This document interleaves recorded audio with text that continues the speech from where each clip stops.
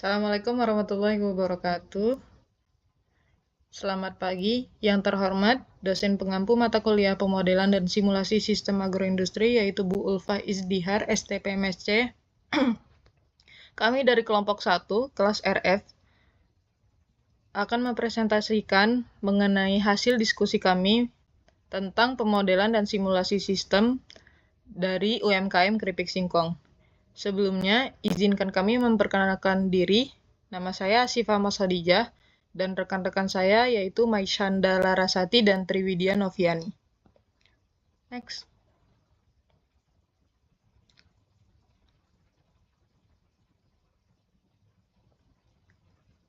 Adapun hal-hal yang menjadi latar belakang kami memilih UMKM Keripik Singkong, yaitu yang pertama, singkong merupakan penghasil terbesar di Indonesia dan lumayan banyak bahan bakunya di wilayah Lampung.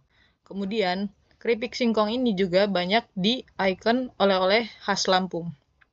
Selain itu, dari keripik singkong itu memiliki potensi besar sebagai penggerak ekonomi lokal.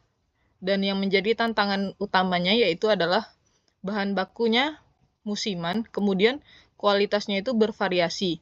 Selain itu, teknologinya terbatas dan distribusi dan kemasannya itu menjadi tantangan utama pada keripik singkong, menurut Sulistioningrum et al. 2022.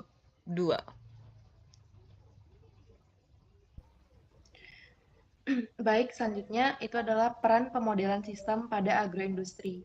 Nah, flowchart ini sendiri akan memetakan alur dari bahan baku, kemudian penyimpanan, setelah itu pengolahan, pengemasan, serta distribusi hingga ke tangan konsumen, yang akan membantu kita untuk melihat interaksi antar komponen dan mengidentifikasi hambatan apa saja yang akan terjadi nantinya.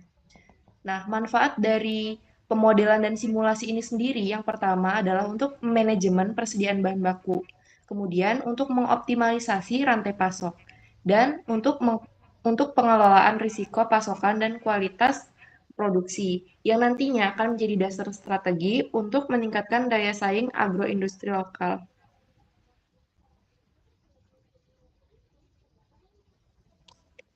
Berikut adalah flowchart yang telah kami buat untuk UMKM Keripik Singkong. Dimulai dari pengadaan bahan baku yang berasal dari petani dan juga pengepul.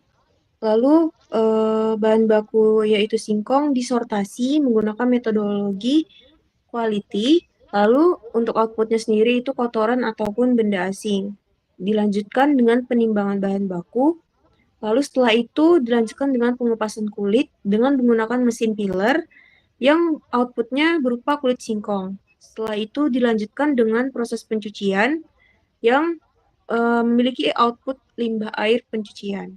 Setelah pencucian, dilanjutkan dengan proses pengirisan yang menggunakan mesin quality untuk mendeteksi atau menguji kualitas dari irisan keripik singkong sendiri, yaitu ketebalannya 1,0145 mm.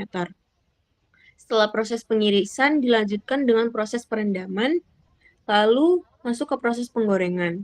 Setelah proses penggorengan dilakukan uji kualitas untuk menentukan kualitas keripik singkong yang belum matang dan juga sudah matang. Untuk yang belum matang sendiri itu bakal digoreng kembali untuk memastikan kualitasnya tetap bagus. Setelah itu dilanjutkan dengan pemberian rasa pada keripik singkong yang telah digoreng.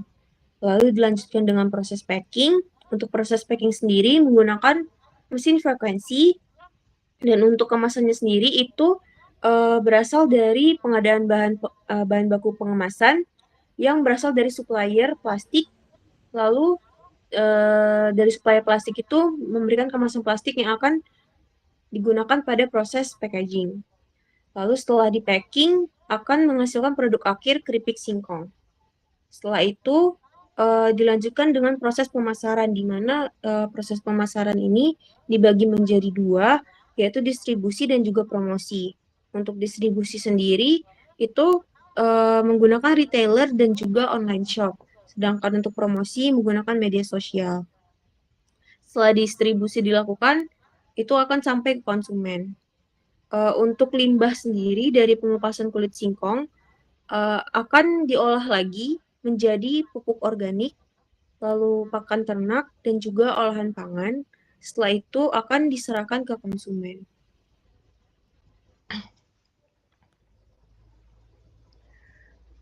Baik, berdasarkan penjelasan mengenai pemodelan dan simulasi sistem agroindustri keripik singkong, maka dapat disimpulkan bahwa proses produksi keripik singkong sebagai bagian dari sistem hilir agroindustri Lampung terdiri dari beberapa tahapan yang berawal dari pendistribusian bahan baku yang diperoleh dari petani, kemudian penerimaan bahan baku, pengupasan, pencucian, penirisan, dan pengirisan, serta penimbangan,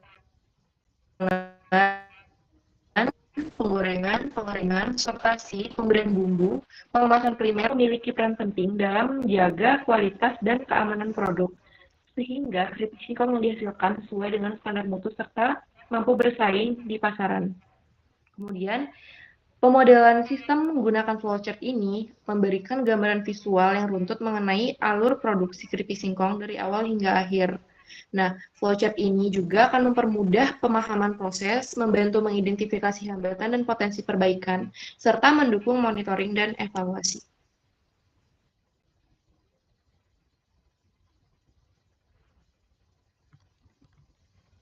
Itu saja yang dapat kami sampaikan.